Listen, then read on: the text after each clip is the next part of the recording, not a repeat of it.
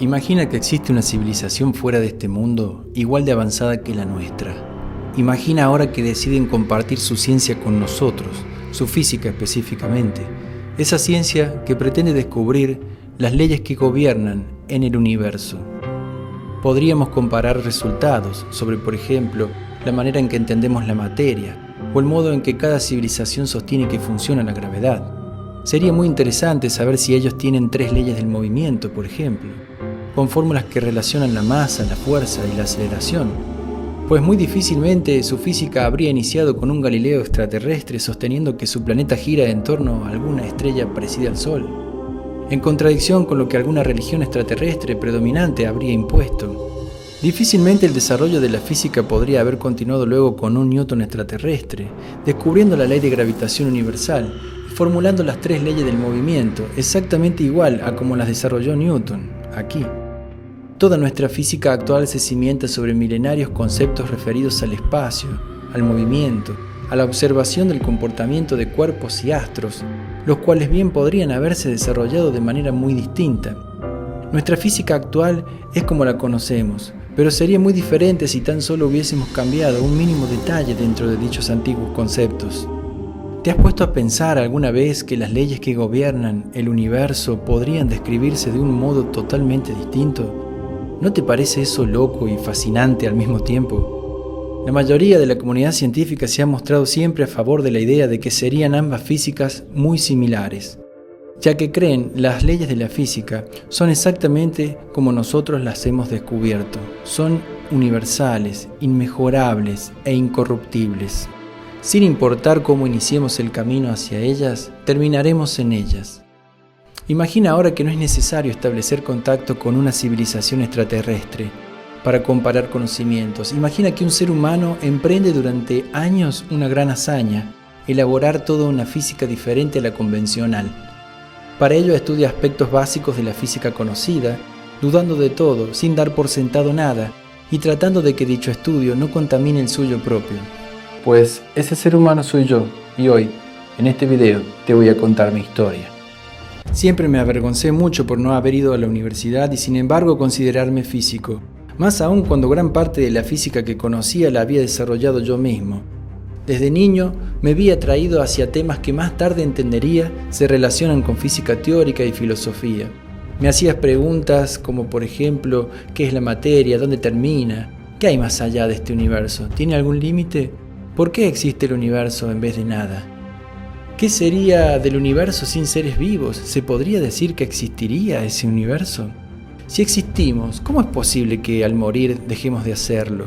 Cuando morimos, ¿todo se acaba? Entendía que estas principales preguntas y muchas otras fundamentales para comprender en profundidad el entorno que nos rodea no estaban satisfactoriamente resueltas aún. Crecí con la idea de que todos deberíamos dejar lo que sea que estuviésemos haciendo y sentarnos a tratar estos temas. Postergar nuestras tareas diarias rutinarias hasta no hallar las respuestas. ¿Qué hacía todo el mundo yendo a trabajar o a realizar diferentes actividades en vez de resolver estas cuestiones tan importantes? No comprendía cómo les era posible continuar sin tener claras estas ideas básicas, generales, fundamentales, las cuales definen el sentido de nuestra existencia. Más tarde en la adolescencia, a la edad de 15 años, finalmente asumí la absurda responsabilidad de ser yo mismo quien en soledad tratase de resolver esos grandes enigmas. Allí inició mi verdadero viaje. Todo comenzó en un día aparentemente común y rutinario. Me encontraba trabajando con mi padre por la tarde cuando de pronto ideas asaltaron mi mente. De repente surgieron esos locos pensamientos que se habían presentado en mi niñez. Pensaba en el tamaño del universo, en su inmensidad, y comencé a cuestionar cómo podría algo tan vasto tener un origen o un final. ¿Dónde termina y empieza el universo? Al mismo tiempo pensaba en cómo pudo alguna vez en un auténtico comienzo surgir de la nada, pues si había algo, ya no se trataba entonces de un auténtico comienzo. Instantes más tarde, procuré distraerme y continuar trabajando para así olvidar estas ideas tan intensas. Al terminar la jornada de trabajo simplemente me fui a casa. Luego por la noche, ese mismo día, se cortó la electricidad en toda la ciudad y alrededores. El cielo con sus estrellas y la luna brillaban como si estuviese en medio de la nada. Subí a la azotea, me recosté y desde allí disfruté del cielo más hermoso que jamás había visto. La luna estaba justo sobre mi cabeza mientras yo la observaba con una inmensa admiración. Miraba las estrellas más grandes y cercanas, luego las más lejanas, apreciando así la interminable profundidad del universo. Concluía en que claramente allá afuera no podía haber una pared final y absoluta. El universo tenía que ser infinito, pero no podía, para mí, ese hermoso cielo, tener una pared última. Elevé mis manos y allí con el cielo de fondo me preguntaba si acaso lo mismo ocurriría para lo microscópico.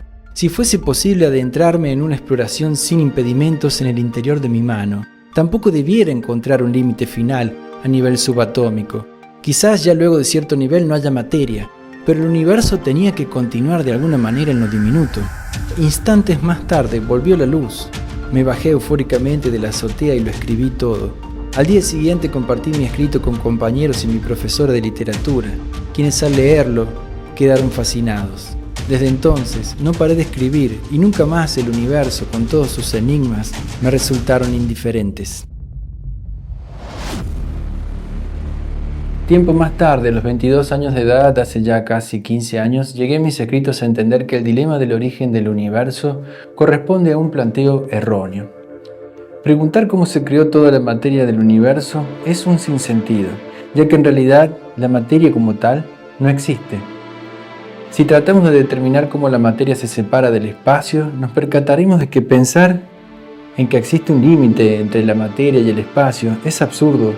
No podemos encerrar a la materia de un cuerpo, no es posible definirla por completo, delimitarla para poder decir entonces, esto es materia y esto es espacio. La materia se entremezcla indefinidamente con el espacio y me estoy refiriendo a la escasa materia que contiene un cuerpo, a las escasas partículas, ya que incluso la física convencional acepta la idea de que un cuerpo en realidad está constituido en su gran mayoría por campos de fuerza, pero por un muy reducido porcentaje de materia, y los campos de fuerza no son materia, no se constituyen de materia. Así que las pocas y pequeñas partículas materiales que nos constituyen, según todo mi trabajo, en realidad no son materia. La física cuántica, una rama de la física actual, una muy importante por cierto, pero muy confusa y por momentos disparatada, sostiene ideas un poco parecidas a las recién mencionadas. Pues se cree ya demostrado de modo indiscutible que las partículas no son partículas hasta ser medidas o observadas. Así la materia estaría en una especie de indefinición, lo que se conoce como onda de probabilidad, hasta no ser medida. Por lo que la existencia de la materia hasta no ser medida estaría indefinida, sería confusa. Pero lo cierto es que de ninguna manera la ciencia actual considera que la materia no exista. De lo contrario, no colocarían parche tras parche en esa vieja teoría del Big Bang, la cual se ve cada vez más comprometida con las recientes observaciones de nuevos telescopios espaciales. La teoría del Big Bang trata de explicar precisamente cómo se creó toda la materia del universo. Así que en esta sopa de ideas locas que es la física actual, la ciencia, después de todo, sostiene que la materia existe, al menos cuando es medida, y si existe entonces de alguna manera se tuvo que haber creado. Esto hace que los físicos aún sostengan en lo alto la bandera del Big Bang para tratar de explicar cómo. De modo que no se cree ni está demostrado que la materia sea simplemente información y que esta realidad en la que nos encontramos sea un muy elaborado sueño en el que no habría sustancia, no habría materia, en donde todo sería abstracto. A excepción de la teoría de universo holográfico, en donde se sostiene que todo lo que vemos son simples hologramas, incluso nosotros mismos. Al día de hoy, por supuesto, solo una hipótesis no demostrada. En dicha teoría también se cree que somos información, pero de un modo muy diferente al que presento a través de mi investigación. Pues no se desarrolla en esta teoría de universo holográfico todo el tratado que en mi trabajo se expone para explicar las razones específicas por las que sería imposible la materia real. Creen que habría un hardware en algún lado responsable de los hologramas, una especie de descomunal ordenador produciendo todos estos hologramas. No comprenden que en realidad jamás podría existir la materia, ya sea dentro o fuera de este universo, pues para ello requeriríamos de límites reales, líneas reales, fronteras reales, que le otorguen un límite real a la materia. Así podríamos separar, dividir a la materia del espacio, pero las líneas siempre fueron, son y serán elementos matemáticos geométricos abstractos. No nos dimos cuenta de que si las líneas no existen, lo cual es evidente, entonces la materia no existe. Lo que conocemos como materia es una simple expresión del espacio. Cuando mueves tu mano de un lado a otro, tu mano no se mueve, se reproduce. Es un pulso. Se enciende y apaga, se crea y destruye. Lo hace cuando la mueves y lo hace cuando está quieta.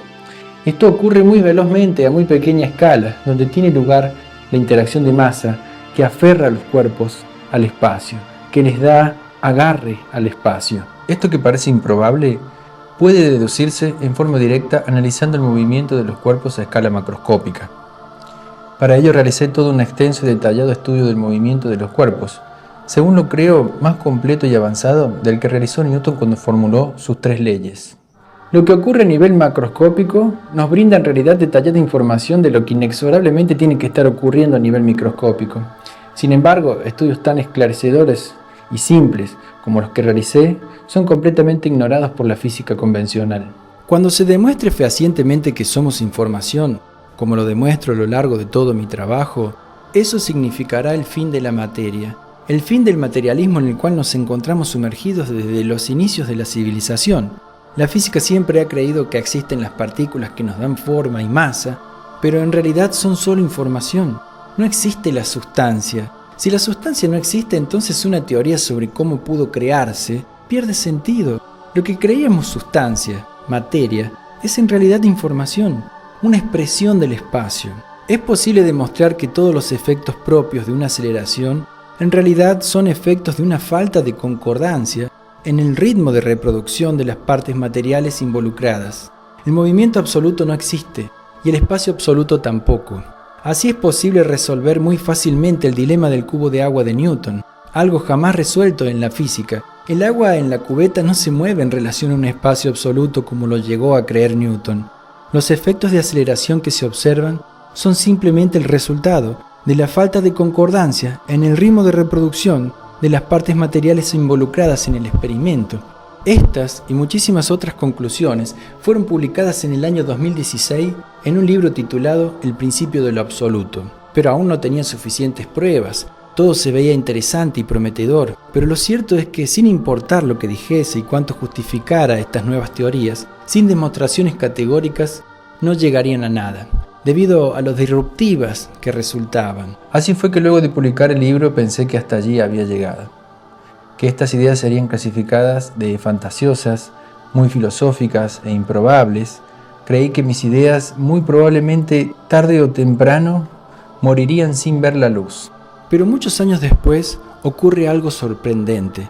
En 2022 inicio este canal Esencia Visible y en uno de los videos me ocupo de estudiar el movimiento de la Luna, ya que sorprendentemente me percato de que bajo mi física la Luna no podía estar rotando sobre sí misma, no al menos del modo en que lo sostiene la física convencional. Esto era ya muy contradictorio. Aquí se tendría que poder saber muy fácilmente cuál de las dos físicas estaba equivocada. Esto resultaba simple y comprobable.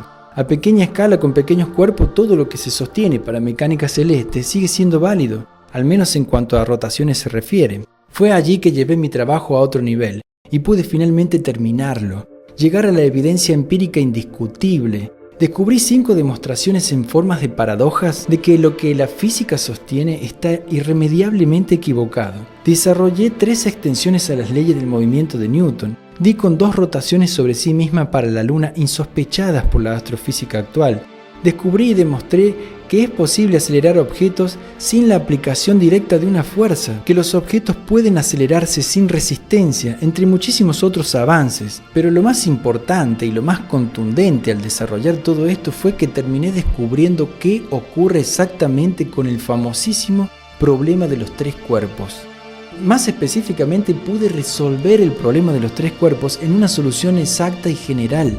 Esto ya era muy firme. Sería muy fácil saber si mi resolución estaba correcta o incorrecta, pues el problema se resuelve o no se resuelve. Se trata de algo muy sencillo ya. Luego de que mi trabajo sea revisado, cualquier persona podrá comprender si estoy o no en lo cierto. El hecho es que lo resolví, solo requiere de revisión y de llevar a cabo 2 sencillos experimentos. los cuales detallo desde cómo se deben realizar hasta cómo interpretarlos. Desde que resolví dicho problema fue muy difícil para mí procesarlo todo. Me retiré de este canal por un considerable tiempo, ordené un poco mis finanzas, reflexioné mucho, cerré mi restaurante, que era mi fuente de ingreso. En fin, acomodé todo para retomar este canal a tiempo completo y publicar ahora todo mi trabajo, comenzar a hacerlo a partir de ahora. También me encuentro en este momento escribiendo un libro para presentar más formalmente en centros de investigación y universidades todo lo descubierto sobre la luna, las leyes del movimiento y sobre el problema de los tres cuernos.